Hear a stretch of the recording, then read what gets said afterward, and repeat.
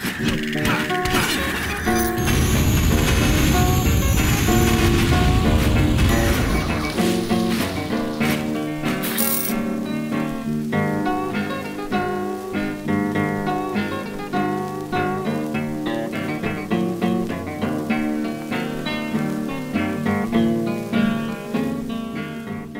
am fucking spoiled rotten. That's what I learned from this game. And I guess that's one hell of an achievement for something in this medium. To teach. To hold a critique and spit it back in your face. I first played Rogue Legacy in early 2013 when I discovered the demo, and it was magic.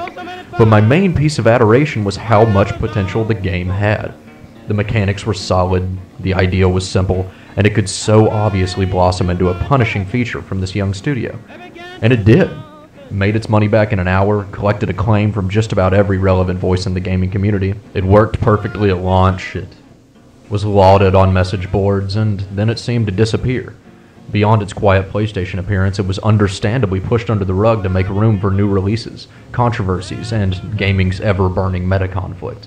And now I'm looking back on the game, and I see how this level of success was reached. The game is a textbook example of giving the player a breadcrumb trail. Within 15 minutes of starting, you know where to head next, what to work for, and how the general mechanics of the game will function. And this constant give and take is essential. It immediately paints a picture that you subconsciously place yourself into. I will repeat this process. I will get powerful. I will make fools of my enemies. And here is this blossoming castle hanging a carrot just out of arm's reach, rewarding you with better traits and cool little visual flourishes with each upgrade. The good game giveth, the good game taketh away. Before I lead you any further, I have settled on the negative side of this sort of game design, this manufactured addiction.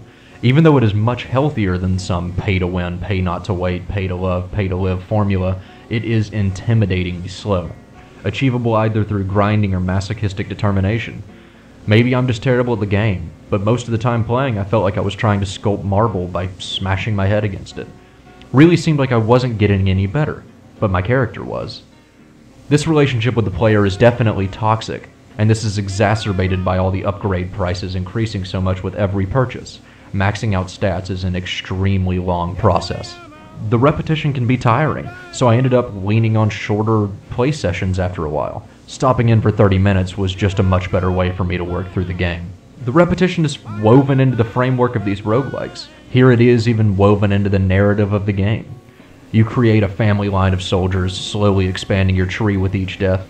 You can even view all your past attempts in a clever little family tree section. With each new run, you are given a choice of a character with randomized attributes, and sometimes the game just gives you the middle finger. Your characters will be colorblind, farsighted, gay, autistic, and so on. And this gets old after a few hours of play, maybe even less. Like a friend that keeps telling the same joke at parties. By 1 a.m. everyone is drunk and just wanting to play beer pong, but Steve keeps interrupting everyone trying to tell the same tired-ass story. It's a novel idea regardless.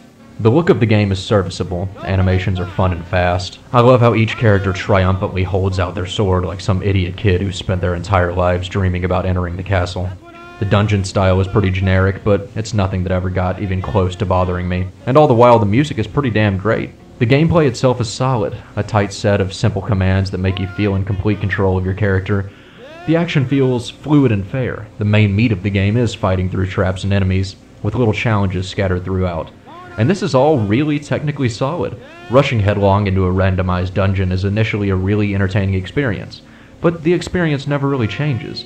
As you get stronger and unlock more stuff, your playstyle never alters. Which, even after all this, is actually the nail in the coffin for me. You end up being an increasing number, hoping to be bigger than the other numbers. No elements in the dungeons themselves beyond enemy and trap placement help or hinder your run. I seriously love the jukebox and the creator commentary placed throughout, but damn, I really wish there were some unique spells, weapons, or collectibles to spice things up to make an epic run feel even more memorable. As I look back on my time with the game, I had a decent time, and in the most basic sense, it is very fun. But there are so many elements that actively work against your enjoyment.